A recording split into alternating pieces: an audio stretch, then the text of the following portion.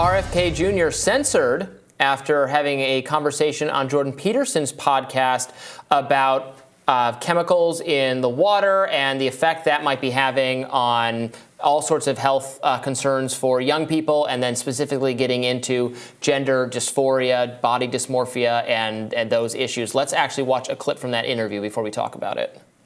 These huge levels of depression and despair, loneliness in kids. And I don't think that there's a single cause to it. And I think blaming it on, depression about climate is probably oversimplistic. And in fact, I think a lot of the problems we see in kids, and particularly boys, it's probably underappreciated that how much of that is coming from chemical exposures, including a lot of the sexual dysphoria that we're seeing. They're swimming through a soup of toxic chemicals today, and many of those are endocrine disruptors. There's atrazine throughout our water supply. Atrazine, by the way, if you in a lab put atrazine in a tank full of frogs, it will chemically castrate and forcibly feminize every frog in there, and 10% of the frogs, the male frogs, will turn into fully viable females able to produce viable eggs. If it's doing that to frogs,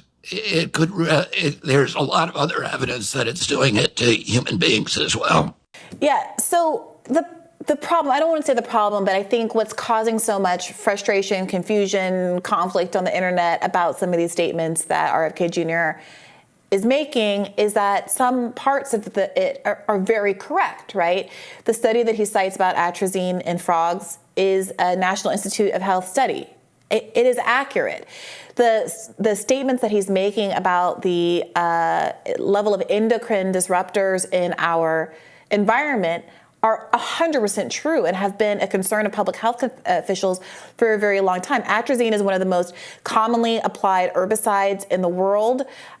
He is someone who's been very focused on big ag and environmental harms that are the result thereof. When he speaks competently with respect to a lot of these things. There was just a story about a number of Phillies baseball players who had a rare kind of cancer that's been linked to the PFAS. It's a kind of endocrine disruptor as well, I believe, that's in AstroTurf materials. And people are now reconsidering whether or not it was smart to put thousands of AstroTurf playgrounds and public spaces all across America over the last few years. There's questions about the endocrine disruptors in Teflon and non-stick surfaces. There's concerns about things like triclosan in toothpaste. These are all things that have been investigated, litigated, the scientific community has raised questions about, and there's ongoing testing about. Right. The issue becomes drawing a link that is as yet unproven between the incidence of people who identify as trans or non-binary or what have you, and the prevalence of these kinds of chemicals. And I do wonder if we could have a conversation about what we do know, which is that there are toxic chemicals in our environment, without necessitating the links between those chemicals and autism or those chemicals in the incidence of people identifying as trans, which, it just has not been scientifically proven, right. That link. And my understanding is that even it's not really controversial to say that chemical is harmful and has been linked to a lot of cancers. Mm-hmm. My understanding was that even the gender effect on the frog's part is right. There was a guy, Tyrone Hayes is the person famous for that study who has talked about it a lot. It also got a lot of pushback from the EPA and the Scientific Advisory Panel. It is what famously led to that viral Alex Jones video where he yells, "I don't want them putting chemicals in the water that turn the frickin' frogs gay." The whole gay frogs discourse. That whole thing, right? Naturally. Oh boy. So, but right, as you said, I don't think it's not.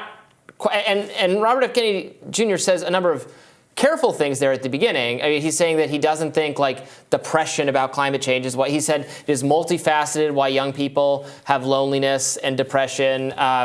Again, the general idea that getting lead out of the pipes and out of the paint was good for gasoline in the air. Right, not making people angry and violent. Yes. Is a fairly robust finding at this point. Again, these are things that expert people debate. This has kind of been a theme of our show today, right? There are very smart experts on a lot of sides of a lot of issues that are debating and are hammering, doing studies, and then someone does a study that disproves your study. Maybe your study was methodology wasn't good, and this is just the process. So there's reasonable disagreement on a lot of, again, science is not religion. It's not. Also, there's no chief pope of science who says they're figuring it out. I think it's perfectly, I think, I don't know that there's very many people who wouldn't welcome any study in the world that people want to do to make sure that there's not links between any number of environmental factors and negative health outcomes.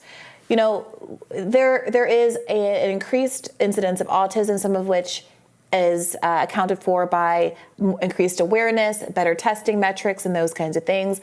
But even the CDC says that's not all of what accounts for it, and there do seem to be heritable factors, environmental factors, unknown factors. And to the extent that people want to continue to investigate that using the scientific process and method, how can that not be a good thing?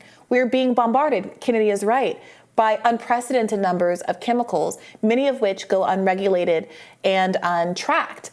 There are all kind of cosmetics that are I would argue underregulated, but there's a wide allowance of what people are allowed to put, what corporations are allowed to put in your lotion, in your deodorant, in your toothpaste. And there are weird guardrails between the kinds of things that have to be more heavily regulated, like food, and those other kinds of cosmetics. So I think I very much welcome the continued scientific investigations into what is actually going on. I think the only problem is when people make claims that are a bit too strong, absent the evidence of confirming something beyond just correlation, because correlation isn't causation. Yeah, but I think those claims were strong. I think parts of those claims he made are very much up for debate, and the claims were a little strong. But the framing of what he said in that TikTok, so we're viewing this from a deputy tech editor at NBC News, a kind of fact checker, critiquing social media extremism type person, whose takeaway is it's infuriating that this is still up on TikTok. So it was taken off YouTube. He thinks that clip that we just played should be moderated off of, should be censored off of social media because it's disinfo, because it's misinfo. It's wild to think that. Besides the obvious problem with that, it's also the case that because of Twitter, because of the way that the internet works these days, you just can't censor stuff out of being. I would much prefer health professionals to come in and say, you know what, I appreciate him raising some very legitimate concerns about the number of chemicals in our environment. And if as president, he wants to take on the potential effects of having these endocrine disruptors in our environment, wants to put stronger regulations on companies that are putting these into the world, wants to direct National Institute of Health or CDC or whomever to do more studies about the potential causal relationship between these endocrine disruptors and any number of diseases.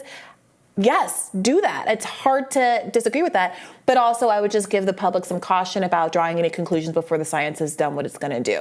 That's all. And I think there would be so much more credibility in someone intervening with that kind of a message than we have to take this from the internet because it's too dangerous to talk about the fact that obvious toxins, which have been known and recorded and demonstrated to be toxins for a really long time, are increasingly being found in our food supply and in our cosmetic products, et cetera, and in the grass that we send our children to play on the playgrounds, and all of that.